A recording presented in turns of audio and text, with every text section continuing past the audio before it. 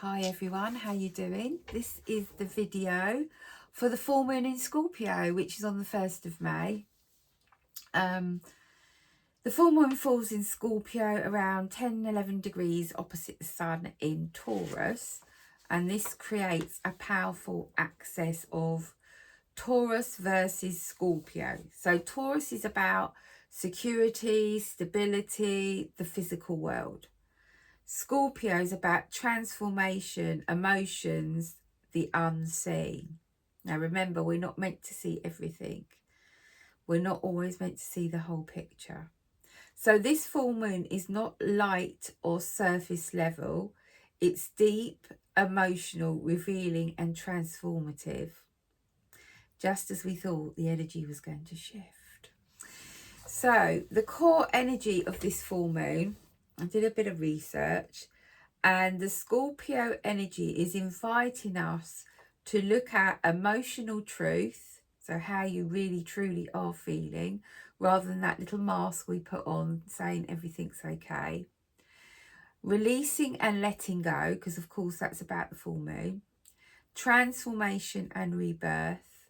Shadow work, like good old shadow work, and deep inner healing. So full moons illuminate what has been hidden. And in Scorpio, that often means feelings, fears, attachments, and unconscious patterns rising to the surface. So those are the things you need to be looking out for. Your feelings, your fears, your attachments, your unconscious patterns, which are rising under this energy. So it's shining a light on those key things. Now, we have some key planetary influences, as you know, Pluto being one of them, and Pluto is the ruler of Scorpio. So Pluto governs power, control, transformation, death and rebirth cycles. And its influence at this full moon is deep emotional intensity, power struggles. So internally, your own internal power struggles, and external, so power struggles with another. So that control could sit in there as well. So a strong push to release what is no longer aligned. So this is like the Phoenix energy, the Phoenix rising from the ashes, if you like. Something ends, so something stronger can rise up, a bit like a tower, if you like. But when I was in meditation, I saw a really big phoenix just coming out of these flames of fire. I thought, whoa, okay. And that leads me on nicely to Mars, because Mars is a fiery energy. It's about action. It's the traditional ruler of Scorpio as well. So that brings, as I said, action, passion, anger could come up, and drive. So it gets you going. It's like pushing us forward a bit. So the effects under this full moon with Mars is heightened emotional reactions. So try and take a breath and count to 10 before you respond to somebody else. Potential for conflicts if emotions are suppressed. So there's a fine balance here, you know. It's you're gonna have heightened emotions. People around you are going to have heightened emotions, and we've got to find a way so that it doesn't bubble up into conflict when it's suppressed. It's like, oh God, I'm not going to go there because it's just not going to be a good conversation, or, you know, that person's going to get in a huff and not speak to me, or whatever it is. We've got to try and find a way where we can express our emotions without conflict, but without suppressing them. So that's a very fine line. Oh, pardon me. Courage to face difficult truths. So that's quite a biggie as well. Oh, lordy. Okay, so that's Mars. So then we have the sun in Taurus. So Taurus energy grounds this full moon, but also creates tension. So there's a double-edged sword here. So desire for safety versus emotional upheaval.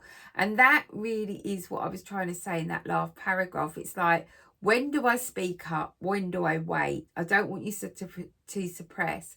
It's finding the right time.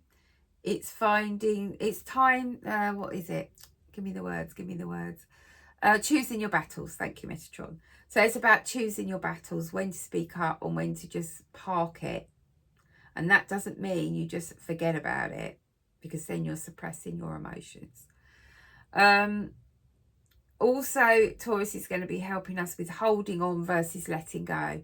So what are you holding on to that no longer serves you, and what do you need to let go of? I want stability, but something within me needs to change is the mantra that sort of came to me. That came to me in the night. I want peace. I want stability. I don't want this. But something needs to change. And when we're in that situation, something does need to change, and you know, we can only change ourselves. So it could be our mindset, it could be the way we're looking at things, it could be that we're not seeing the bigger picture, it could be that we're not being empathic to other people's emotions. Then we've got Uranus in Taurus, which is very important influence. So it brings sudden change, awakening and breakthroughs. Now, I want to touch on sudden change, because that does happen. It's happened in my life. 1 minute I had a husband, the next minute he's walked out the door. So it does happen, and it shapes your bloody world. But it's all for the greatest and highest good.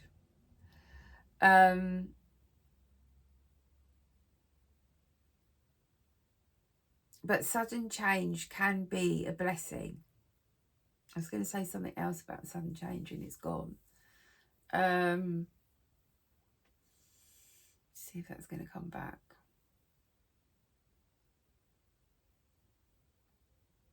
Okay, sudden change can sometimes come in when we know we need to change something, but we're fearful of it, or we feel it's not the right time, and that just rolls on. And then suddenly the rug's pulled from under you. It's like the universe steps in, spirit steps in and goes, right, you're not going to change it, I'm going to change it for you. Awakening and breakthroughs. So influence is unexpected emotional revelations. A lot of emotion again, but there always is with the moon. Sudden endings or shifts. Breakthrough insights. This adds a layer of, I didn't see that coming, but now I can't ignore it. Yeah. I didn't see that coming. And that came to me when I wrote that in my journal when Keith left, basically. I didn't see that coming. But in a way I did. But now I can't ignore that situation. So if any of those tower moments happen to you, or there is a sudden ending over the next few weeks that you didn't see coming, it's being highlighted. There's something there that you can't ignore within you. So the emotional themes for this full moon in Scorpio is deep emotional clarity, powerful intuition, healing breakthroughs, letting go of emotional baggage, feeling empowered after release. This is a beautiful time for emotional healing, energetic clearing, reclaiming your power.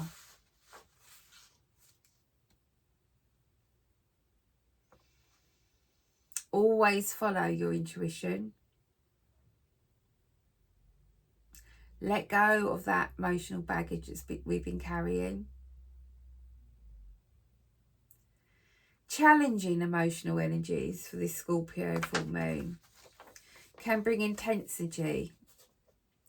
So you could find yourself with emotional overwhelm, jealousy or possessiveness, fear of loss or abandonment, Control issues surfacing.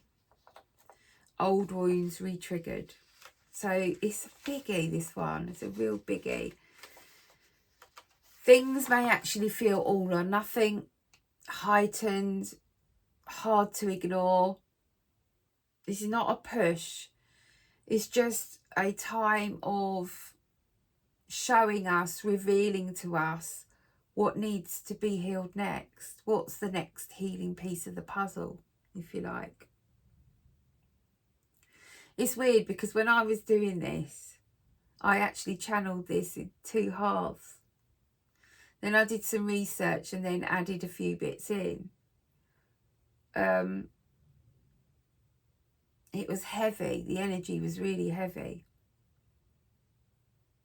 So what's the physical aspects that we could be looking out for this full moon? Is the reproductive organs, hormones, elimination and detox systems. So you may notice fatigue or emotional heaviness, hormonal fluctuations, detoxins via the skin, the digestion, release, lower back or pelvic tension, and a deep need for rest or withdrawal. The opposite of that, you may notice intense energy surges and restlessness. I'm feeling the restlessness already. I can't sleep. It's like I'm knackered and I get into bed and I toss and I turn and I put my hypnotherapy on and I toss and I turn and it's taking ages to go to sleep. And of course it's the same old thing. Don't want to get up when the alarm clock goes off. So let's move on to the spiritual and energetic themes for the full moon in Scorpio. So these are some journal points. What am I holding on to that I need to release? Where am I giving my power away and to whom or what? What truths have I been avoiding? So this full moon is a powerful time to do cord cutting, emotional release work, shadow work, forgiveness. Remember, forgiveness doesn't mean you forget what someone has done or said or a situation. It just sets you free. And energetic cleansing, so cleanse the house. Another theme is relationships and shadow work. The full moon can highlight relationship imbalances, emotional attachments, and hidden dynamics. You may see truths coming out, deeper emotional conversations being had, endings or transformations in relationships. And the key lesson is the authenticity over control. So the signs most affected, even though we have a rising sign, are the full moon is affecting Scorpio, obviously, Taurus, obviously, Leo and Aquarius. Now, I have a Scorpio and a Leo in this house, so I might be in for a bumpy ride, especially if you have planets around the 7th and 15th degrees in these signs. So look where your 7 and 15 degrees are, what planets are in those degrees. Oh dear, excuse me. In Scorpio, Taurus, Leo and Aquarius. So energetic summary. So the high vibrations for this full moon in summary are transformation, emotional healing, empowerment, truth and authenticity, rebirth energy. The lower vibrations are the ones that we need to watch out for, maybe look at, are drama, keep out of everybody else's drama, power struggles, emotional extremes, fear-based reactions, and resistance to change. Energetic guidance for this full moon: release what feels heavy. Allow emotions to move through you. Don't suppress, observe and process. Create space for transformation. Trust what's falling away. So in simple terms, this is a deep clearing full moon. And what is hidden comes to light. What is ready to end will ask to be released. And what is true will remain. So I hope that helps you navigate the full moon in Scorpio. I'm recording this on Friday the 24th of April. And I'll probably send it out early part of next week. So sending you all lots of love. Take care, and I'll see you on the other side. Bye for now.